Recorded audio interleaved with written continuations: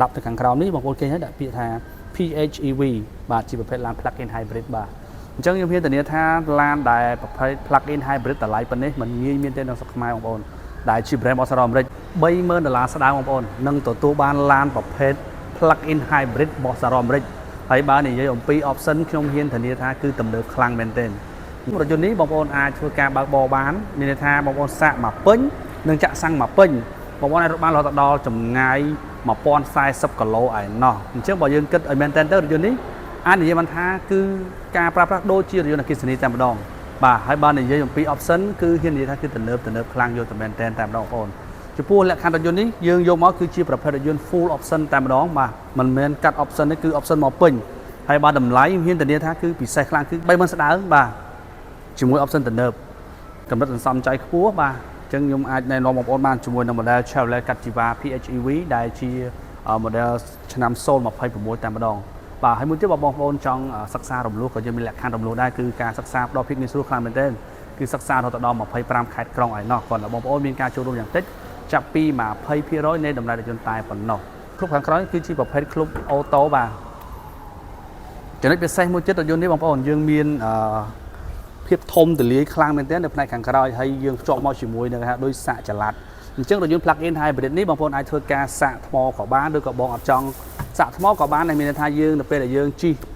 សាំងទៅវានឹងធ្វើការរត់ generate ទៅសាកអគុយអូតូបន្តិចតែម្ដងបាទអញ្ចឹងវានិយាយឲ្យខ្លីគឺរថយន្តនេះគឺងាយស្រួលខ្លាំងមែនទែនបាទយើងមិនបាច់ពឹងផ្អែកទៅលើអគ្គិសនីសុទ្ធក៏បានយើងអាចប្រើជាមួយនឹងសាំង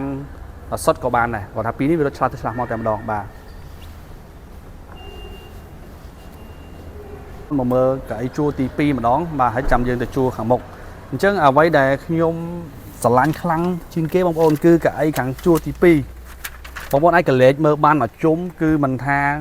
ខាងលើបាទខាងក្រោមរថយន្តនេះគឺមានផ្ដល់ភាពទលាយខ្លាំងមែនទែនហើយអ្វីដែលកាន់តែពិសេសមួយទៀតនោះគឺយើងមានគេហៅថាម៉ាស៊ីនត្រជាក់នៅផ្នែកខាងក្រោយដែលយើងអាចផ្ដល់ភាពងាយស្រួលសម្រាប់អ្នករួមដំណើរក៏យើងមានដូច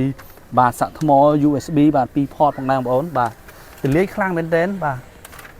អញ្ចឹងបើសិនជាបងប្អូនមានតម្រូវការចង់បានឡានប្រភេទអគ្គិសនីលីសាំងបាទ brand របស់សហរដ្ឋអាមេរិកបងប្អូនអាចធ្វើការមកមើលផ្ទាល់បានធំទលាយបាទអារម្មណ៍ដំបូងដែលខ្ញុំចូលមកដល់នៅកៅអីជួរផ្នែកខាងមុខសម្រាប់អ្នកបើកបរបងប្អូន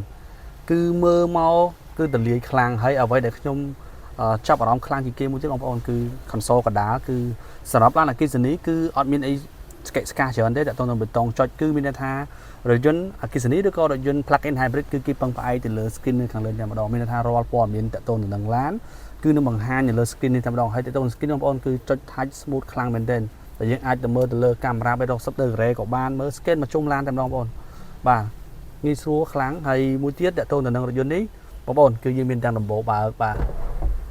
គឺងាយស្រួលសម្រាប់បងដែលចូលចិត្តលក្ខណៈបែប relax អាចធ្វើការប្រើប្រាស់បានជាមួយនឹងរថយន្តCaptiva PHEV នេះបាទហើយមួយទៀតបងប្អូនរថយន្តនេះគឺការ design ខាងក្នុង concept គឺ design មកគឺទលាយធ្វើឲ្យអ្នកបើកបរមានអារម្មណ៍ថាងាយស្រួលបាទ feel ក្នុងការបើកបរតែម្ដងបាទហើយអ្វីដែលពិសេសមួយទៀតបងប្អូនបើករថយន្ត plug-in hybrid នេះណាមានអារម្មណ៍បងប្អូនដូចជាបើករថយន្តអគ្គិសនីអញ្ចឹងហើយដែលយើងនិយាយអញ្ចឹងដោយសារតែរថយន្តនេះ